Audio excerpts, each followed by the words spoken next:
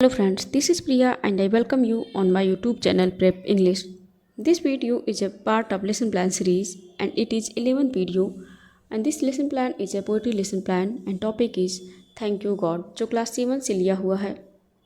Friends, अगर आप मेरे चैनल पर न्यू हैं और आप लिटरेचर के स्टूडेंट हैं जैसे TGT, PGT या फिर नेट की तैयारी कर रहे हैं तो कृपया मेरे चैनल को सब्सक्राइब करें और ये वीडियो लास्ट तक ज़रूर देखें। अगर पसंद आए तो वीडियो को लाइक करें एंड अपने दोस्तों को भी शेयर करें। Without taking the much time I will start the video.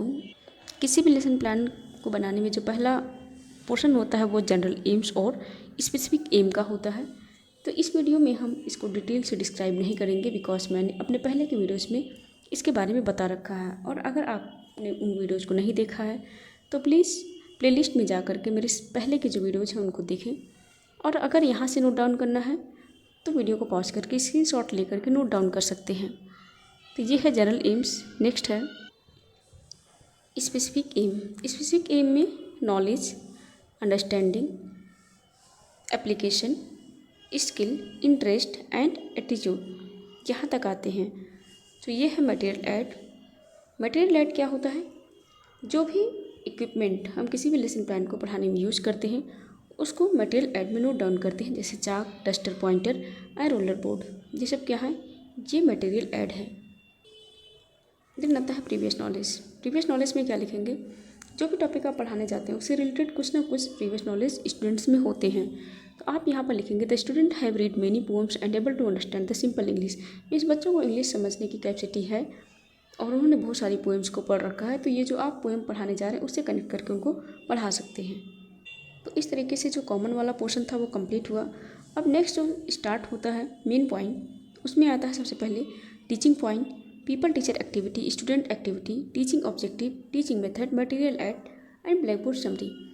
तो इसमें सभी को हम एक एक करके डिटेल से देखेंगे, तो वीडियो को पूरा ज़रूर देखें। सबसे पहले आता है इंट्रोडक्टरी क्वेश्चन। इंट्रोडक्टरी क्वेश्चंस क्या होते हैं? जब किसी भी टॉपिक को हम इंट्रोड्यूस कराने जाते हैं तो जो क्वेश्चंस पूछते हैं उसको इंट्रोड्यूस कराने के लिए वही क्वेश्चंस इंट्रोडक्टरी क्वेश्चन के नाम से जाने जाते हैं। तो चलिए देखते हैं कि जो थैंक यू गॉड है ये पोएम पढ़ाने के लिए हम कौन से क्वेश्चंस पूछ सकते हैं बच्चों से। तो सबसे पहले क्वेश्चंस पूछ सकते हैं name some things around us. एक बात आप ध्यान रखेंगे, अगर बच्चे इंग्लिश समझते हैं तो आप क्वेश्चन इंग्लिश में पूछें, अदरवाइज़ आपको जो क्वेश्चन है उसको हिंदी में ही पूछना चाहिए बिकॉज बच्चे रिप्लाई कर पाएँ, यही पर्पज़ होता है। तो क्वेश्चन पहला आपका क्या हुआ कि जो हमारे आसपास की चीज़ें हैं उन चीज़ों के नाम बताएं। तो बच्चों का अपने क्लासरूम से रिलेटेड या बाहर से जो भी उनका रिप्लाई हो सकता है, जैसे table, chair, tree etcetera. Next question आप पूछ सकते हैं name some natural things around us, means और जो नेचुरल चीज़ है, प्राकृतिक चीज़ें हैं उनका नाम बताएं। तो बच्चों का रिप्लाई आ सकता है ट्री है, क्लाउड्स है, स्काई है। एंड देन आप पूछ सकते हैं who is the creator of all these things, means ये जो चीज़ें हैं नेचुरल थिंग्स इसको किसने बनाया है। तो बच्चों का क्या रिप्लाई होगा? God is the creator of all these things, means God ने बनाया है। तो आप जो टॉपिक इंट्रोड्यूस कराना चाह रहे थे अब वो बच्चों के थ्रू निकल करके आ चुका है। तो स्टेटमेंट ऑफ एम क्या होगा? Today we are going to read the poem thank you God. और टीचिंग ऑब्जेक्टिव क्या था?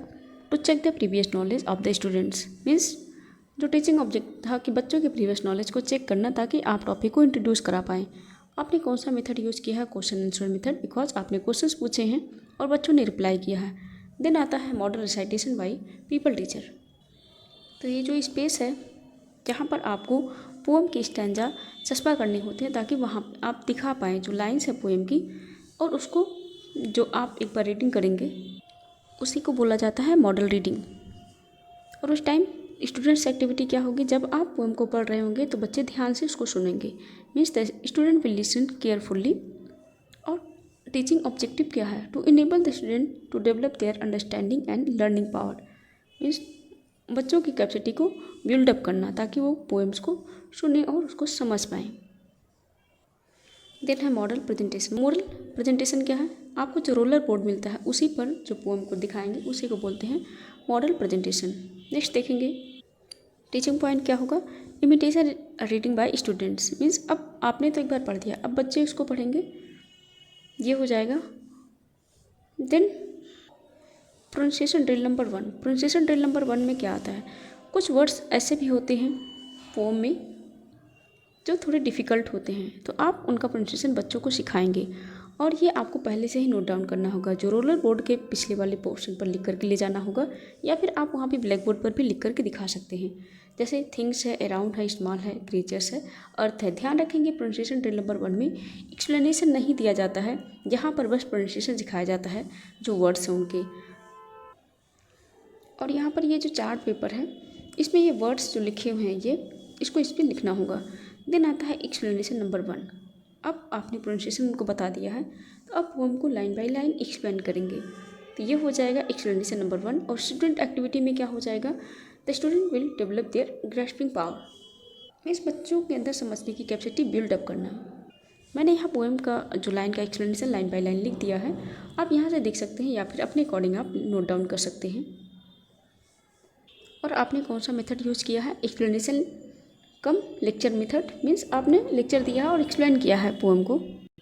देन आता है explanation of difficult word, means अभी आपने ड्रिल किया था, मीन्स आपने प्रोनाउंसिएशन सिखाया था उनको, अब उसको एक्सप्लेन करेंगे। जो वर्ड्स हैं यहाँ पे नीचे मैंने दिखाया हुआ है कि जो वर्ड्स आपने जिनका प्रोनाउंसिएशन सिखाया था बच्चों को, अब उसी को एक्सप्लेन करते हैं। और यहाँ पर आपको उसमें चार्ट पेपर में दिखाना भी होगा। ये मैंने फोल्ड कर दिया है, अंदर से दिख नहीं रहा, बट आपको वहाँ पे लगाना होगा, वर्ड्स मेंशन करने होंगे। स्टूडेंट एक्टिविटी में क्या है, the student will see the chart, because आप इसे रोलर बोर्ड पर शो करेंगे या फिर चार्ट पेपर पर बना करके ले जाएंगे, तो बच्चे क्या करेंगे, उसको देखेंगे।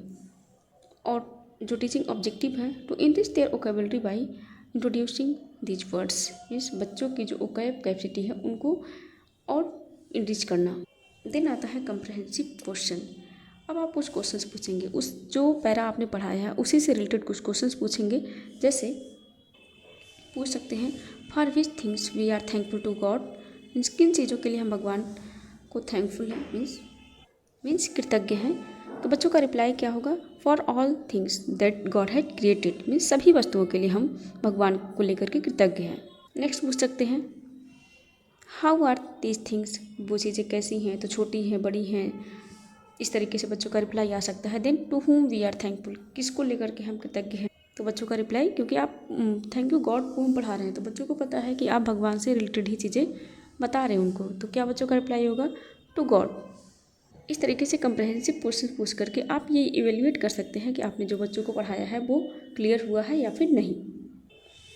अब ये आता है 2 नंबर, यूनिट 2 है।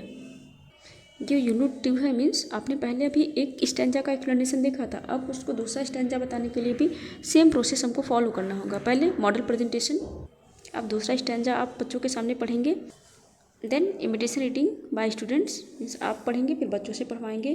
देन आएगा प्रोनाउंसिएशन ड्रिल नंबर 2, जैसे कोई डिफिकल्ट वर्ड अब इस पैरा से भी लेंगे और उसका प्रोनाउंसिएशन ब्लैक बोर्ड पर लिखेंगे, या फिर आप चार्ट पेपर पर बनाकर ले गए हैं तो उसको शो करेंगे। जैसे काइंडनेस है, करेज है, हार्मनी है, इस तरीके से सेम वही प्रोसेस रिपीट करेंगे जो हमने पैरा 1 में किया है। नेक्स्ट देखते हैं एक्सप्लेनेशन नंबर 2, इस वही सेकेंड पैरा का एक्सप्लेनेशन जिसका अभी आपने प्रोनाउंसिएशन नंबर ड्रिल 2 दिखाया है, उसको लाइन बाय लाइन एक्सप्लेन करेंगे। और स्टूडेंट एक्टिविटी में क्या होगा, वही जब आप एक्सप्लेन कर रहे होंगे तो बच्चे से ध्यानपूर्वक सुनेंगे। और इससे ऑब्जेक्टिव क्या है इसका, कि बच्चों को अंडरस्टैंडिंग पावर जो है वो बिल्डअप हो पाए। और आप कौन सा मेथड यूज़ कर रहे हैं, एक्सप्लेनिंग मेथड यूज़ कर रहे हैं, बिकॉज आप एक्सप्लेन कर रहे हैं पोएम को। देन आता है एक्सप्लेनेशन ऑफ डिफिकल्ट वर्ड। आपने जिन वर्ड्स का प्रोनाउंसिएशन बच्चों को सिखाया है, आप उन वर्ड को एक्सप्लेन भी करेंगे, यहाँ पे उन वर्ड्स को लगाना होगा और यहाँ ब्लैक बोर्ड समरी में भी उन वर्ड्स को आपको शो करना होगा। मैंने यहाँ पे छोड़ दिया है, बट जो पहले मैंने आपको बताया उसके अकॉर्डिंग आप यहाँ पे लगा सकते हैं। देन आएगा कंप्रहेंसिव क्वेश्चन। कंप्रहेंसिव क्वेश्चन वही जो आपने बताया है और बच्चों को एवेल्युएट करने के लिए आपने जो पैरा पढ़ाया वो उनको समझ आया या फिर नहीं। तो कुछ क्वेश्चंस पूछ सकते हैं, जैसे for things poet ask for, how poet wish to live, why does poet want to be strength. इस तरीके से क्वेश्चन पूछेंगे और अगर बच्चों का रिप्लाई आता है तो मीन्स आपने जो उन्हें बताया है उसको बच्चों ने अच्छे से समझ लिया है। इस प्रकार से 2 यूनिट कंप्लीट हो जाती है। 2 यूनिट बनाने में ये पूरा प्रोसेस हो जाता है। देन जो आएगा वो आएगा black board summary. Black board summary में क्या होता है, ये एक तरीके से नोट होता है, मीन्स अभी तक आपने जो कुछ भी पढ़ाया है उसे point by point blackboard पर लिखेंगे। जैसे यहाँ पे लिखा हुआ, we thank to God for all things that he created, the things are big small और टॉल। एक शॉर्ट नोट्स।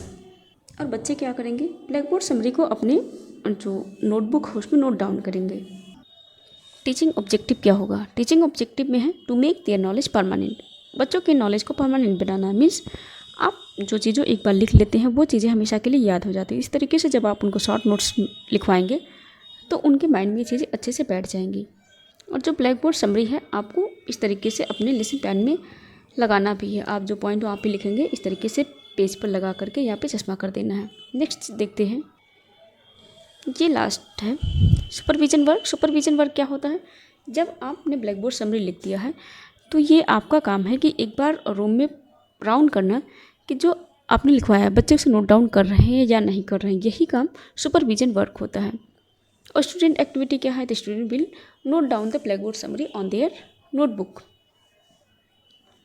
यहाँ पे कुछ चीज़ें अगर क्लियर नहीं दिख रही होंगी तो आप जो प्रीवियस वीडियोज़ हैं उनमें जा कर के देखेंगे, क्योंकि ये जो स्टूडेंट एक्टिविटी है ना ये लगभग सारे में सेम ही रहती है।